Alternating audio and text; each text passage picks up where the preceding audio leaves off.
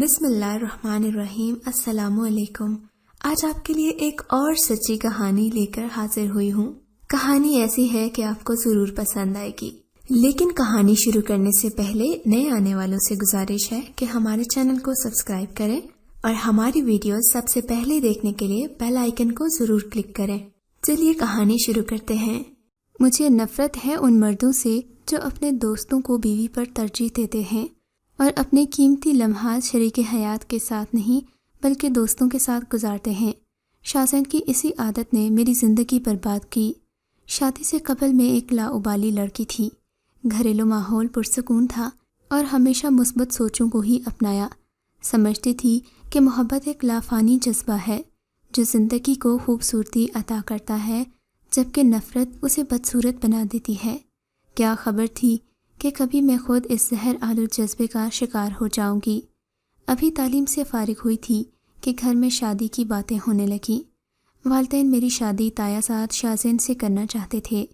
شاہزین ایک خوبصورت نوجوان تھا، مگر اس میں خود پسندی کوٹ کوٹ کر بھری ہوئی تھی۔ اپنے سوا کسی کو نہیں گردانتا تھا۔ الہڑ لڑکیوں کی طرح سارا وقت آئینے کے سامنے بناؤ سنگھار میں لگا رہتا، بے نیاز اتنا کہ کسی حسین لڑکی کی جانب متوجہ تو کیا آنکھ اٹھا کر دیکھنا بھی گوارا نہیں کرتا تھا۔ خود کو نہ جانے کیا سمجھتا تھا۔ سمارٹ تھا اور اپنے تیکھے نقوش پر اسے بڑا ناز تھا۔ میں اس رشتے پر خوش تھی کہ خاندان بھر میں شاہزین کے حسن کے چرچے تھے۔ بہت سی لڑکیوں کا وہ خواب تھا، لیکن شاہزین خود کسی کے ساتھ شادی کے لیے سنجیدہ نہیں تھا۔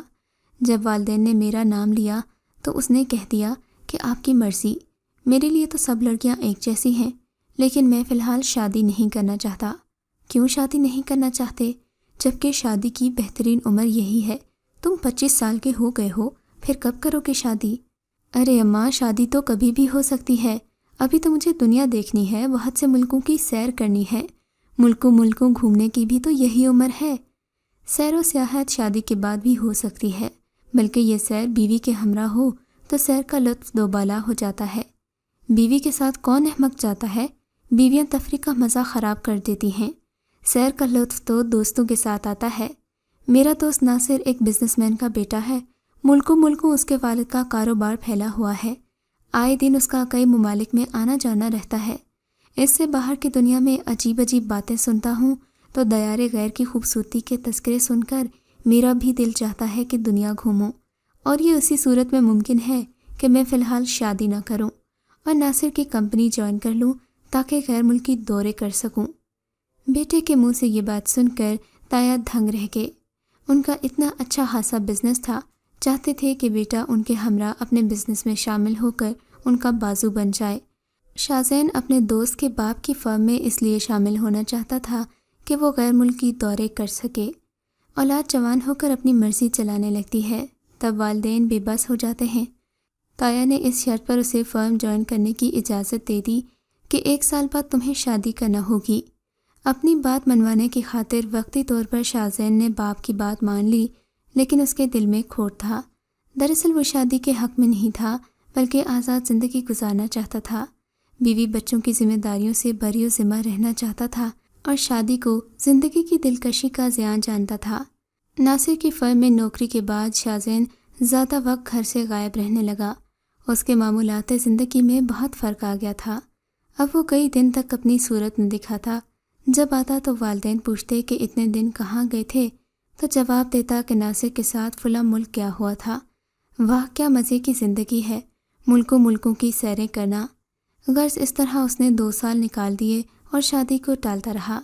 تنگ آ کر تایا نے دھمکی دی کہ اگر تم راہ راست پر نہیں آئے تو میں ناصر کے باپ سے کہہ کر تمہاری ملازمت ختم کروا دوں گا۔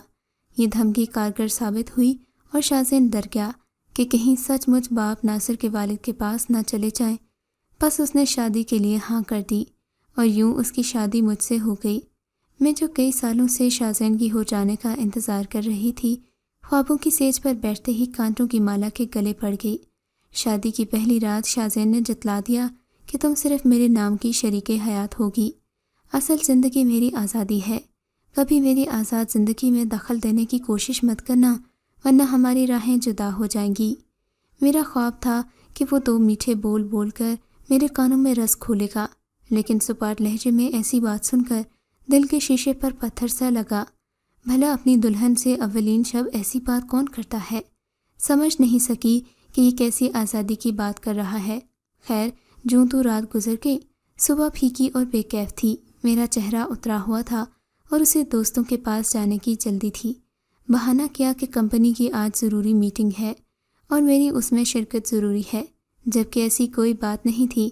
یہ راز بعد میں کھلا کہ وہ ناصر کے والد کی کمپنی میں سرے سے ملازم ہی نہیں ہے۔ بس یوں ہی دونوں دوست ایک ساتھ وقت گزار کر دوستی کے خوبصورت رنگوں کو میلا کرنے کے لیے جھوٹ بولتے ہیں۔ ناصر نے ایک فلیٹ لے رکھا تھا جہاں وہ اپنی امیری کی زندگی گزار رہا تھا۔ دوست نوازی کے لیے سارے ملازمات تھے۔ شاذین ایسی جنت میں حقیقتوں سے دور زندگی گزار کر خوشی محسوس کرتا تھا۔ ایک دو دن کی بات ہوتی تو درگزر کرنا آسان تھا، لیکن میرے شوہر کو یہ دوست نوازی میرے لیے عمر بھر کا روگ بن گئی۔ روز صبح سویرے نکلتے اور آدھی رات کے بعد گھر آتے۔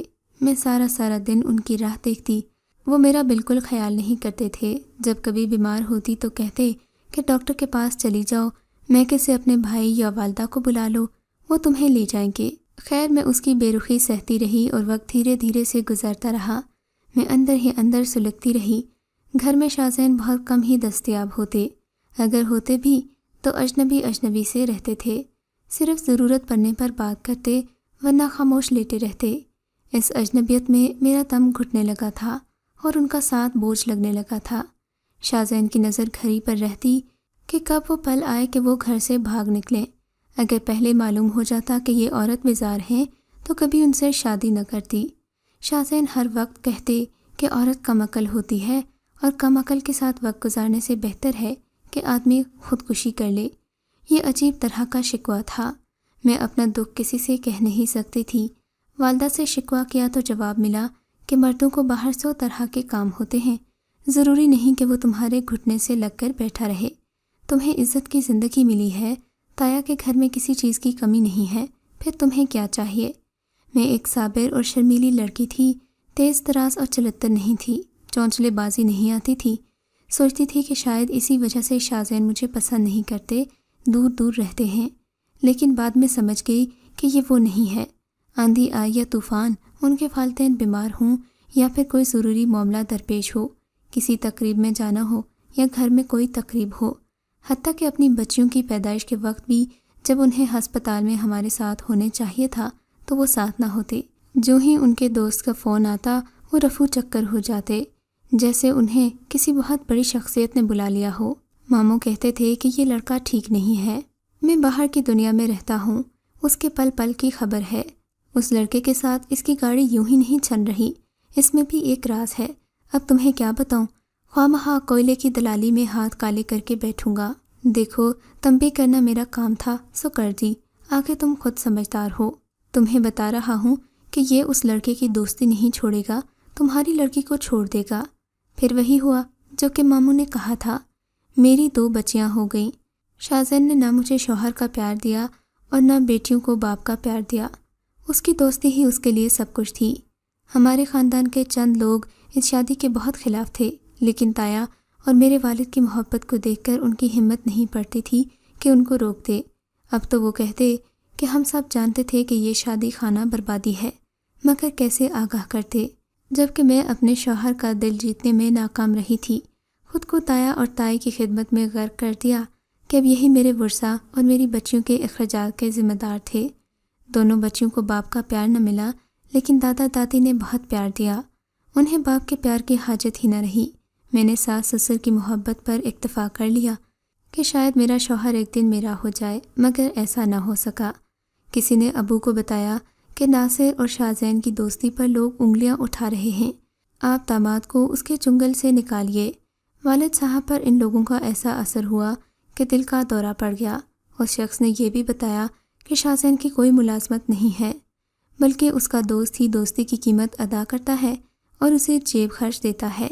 اس نے آپ کو ملازمت کی جھوٹی کہانی سنائی ہے۔ شادی کے 1 سال بعد بیوی ناصر سے طلاق لے کر چلی گئی تھی، کیونکہ یہ آدمی اسے شوہر کا پیار نہیں دے سکا تھا، حالانکہ وہ اس کے سگے چچا کی بیٹی تھی۔ وہ خود تو بیرا روی کا شکار تھا ہی، شاذین کو بھی ایسا ہی بنا دیا۔ والد صاحب اس دورے سے تو جاں بر ہو گئے، لیکن ان میں اب جینے کی بالکل سکت نہ رہی۔ انہوں نے تایا سے کہا کہ تمہارا بیٹا میری بیٹی کو ٹھیک طرح بسائے یا پھر طلاق دے دے۔ بیچاری میری بیٹی رات دن سلگ رہی ہے، عمر بھر سلگتی رہے گی، ہمیں یہ گوارا نہیں ہے۔ تایا نے شازین سے بات کی تو اس نے کہا کہ چچا کو اگر شوق ہے تو وہ اپنی آرزو پوری کر لیں، مگر میں اپنے دوست کو نہیں چھوڑ سکتا، مجھے بیوی سے زیادہ دوستی عزیز ہے، لہٰذا اگر ان کا یہی مطالبہ ہے کہ میں ناصر کی دوستی چھوڑ دوں تو میں نازیہ کو چھوڑ دیتا ہوں، وہ جس سے چاہیں اس کی شادی کر دیں، البتہ ہم بچیاں انہیں نہیں دیں گے، وہ ہمارے پاس ہی رہیں گی، اگر انہیں منظور ہے تو ہم آج ہی نازیہ کو آزاد کر دیتے ہیں۔ والد نے بھی یہی صحیح جانا کہ بچیاں ان کے پاس ہی رہیں تاکہ وہ میری شادی کسی اور جگہ کر سکیں، حالانکہ میں ایسا نہیں چاہتی تھی۔ ان دنوں جبکہ میں بے حد مایوسی کی زندگی گزار رہی تھی، ابو بیمار تھے، والدہ پریشان تھیں اور مجھے زندگی سے ڈر لگ رہا تھا کہ میرا ماموں زاد واحد فرشتہ بن کر میری زندگی میں آیا۔ اس نے مجھے دلاسا دیا، مایوسیوں کے سمندر سے نکالا اور مجھے شادی پر آمادہ کیا۔ میں بڑی مشکل سے آمادہ ہوئی تھی تاکہ بوڑھے والدین کو خوش دیکھ سکوں، مگر میں نے نکاح سے قبل واحد سے وعدہ لیا تھا کہ کسی دوست کو مجھ پر فوقیت نہیں دیں گے اور رات کو جلد ہی گھر آ جایا کریں گے۔ انہوں نے وعدہ کر لیا اور تقدیر نے ایک بار پھر مجھے دلہن بنا دیا۔ اس بار اللہ نے مہربانی کی، مجھے صحیح جیون ساتھی ملا تھا جس نے میرا بہت خیال رکھا، ساری خوشیاں میرے قدموں میں ڈھیر کر دیں، لیکن میری زندگی میں سب کچھ ہونے کے باوجود ایک کمی موجود رہی، وہ تھی میری بچیوں کی جدائی۔ جب تک میرا واحد سے نکاح ثانی نہیں ہوا تھا، تایا اور تائی مجھ سے میری بچیوں کو ملوانے لاتے تھے، مگر جب میری شادی ہو گئی تو انہوں نے بھی اپنے دل سخت کر لیے کہ میری بیٹیوں کو بھی مجھ سے ملنے سے روک دیا، یہاں تک کہ انہوں نے خاندان میں کہا کہ اس کا پہلے ہی اپنے ماموں کے بیٹے سے سلسلہ تھا، تبھی اس کا ماموں ہمارے بیٹے سے اس کی شادی کے خلاف تھا، ہر دم مخالفت پر کمر بستہ رہتے تھے۔ بالآخر ان لوگوں نے اس کی طلاق کروا دی تاکہ اسے اپنی بہو بنانے کی آرزو پوری کر لیں، مگر ایسا کچھ بھی نہیں ہوا تھا۔ واحد چند برس بیرون ملک رہے تھے اور شازین سے میری طلاق کے کچھ مہینے بعد وطن لوٹے تھے۔ انہوں نے مجھے غمزدہ پایا تو شادی کا ارادہ کیا تھا۔ مجھے تایا اور تائی سے کم از کم ایسی باتوں کی امید نہیں تھی جن کی میں نے بے لوث خدمت کی تھی۔ سچ ہے کہ انسان اندر سے کچھ ہوتے ہیں اور نظر کچھ آتے ہیں۔ آج میری بچیاں شادی شدہ ہیں، لیکن وہ اب بھی مجھ سے نہیں ملتی۔ شاید وہ سمجھتی ہیں کہ میں نے ان کے باپ سے خود طلاق لی تھی اور قصور میرا تھا، کیونکہ میرے شوہر نے دوسری شادی نہیں کی تھی۔ وہ بچیوں کو اب بھی یہی کہتا ہے کہ تمہاری ماں نے اپنے عاشق کی خاطر دوسری شادی کر لی، جبکہ میں نے تم لوگوں کی خاطر ابھی تک دوسری شادی نہیں کی، تاکہ سوتیلی ماں تمہیں دکھ نہ دے۔ حالانکہ اس نے دوستی نبھانے کی وجہ سے دوبارہ گھر نہیں بسایا تھا، وہ ایک تیر سے دو شکار کر چکا تھا، اپنی بیٹیوں کو بھی اپنی باتوں میں لے آیا تھا اور ناصر کے ساتھ دوستی بھی قائم رکھی تھی۔ بس میں والدین سے اتنا ہی کہوں گی کہ کبھی بھی اپنے بیٹوں کو اپنے دوستوں سے ملنے کی اس قدر چھوٹ نہ دیں کہ وہ ان کی غلط صحبت میں پڑ کر اپنی زندگی ہی برباد کر لیں۔ کم عمری میں اگر انسان کو غیر فطری چیزوں کی لت لگ جائے تو انسان کبھی اس سے نہیں نکل پاتا، وہ اپنے ساتھ ساتھ دوسروں کی زندگی بھی برباد کر دیتا ہے۔ اللہ ایسی خرافاتوں سے سب کی اولاد کو محفوظ رکھے، آمین۔ اگر آپ کو یہ کہانی اچھی لگی ہے تو ہماری ویڈیو کو لائک کیجیے اور اس طرح کی مزید کہانیاں سننے کے لیے ہمارے چینل کو ضرور سبسکرائب کریں۔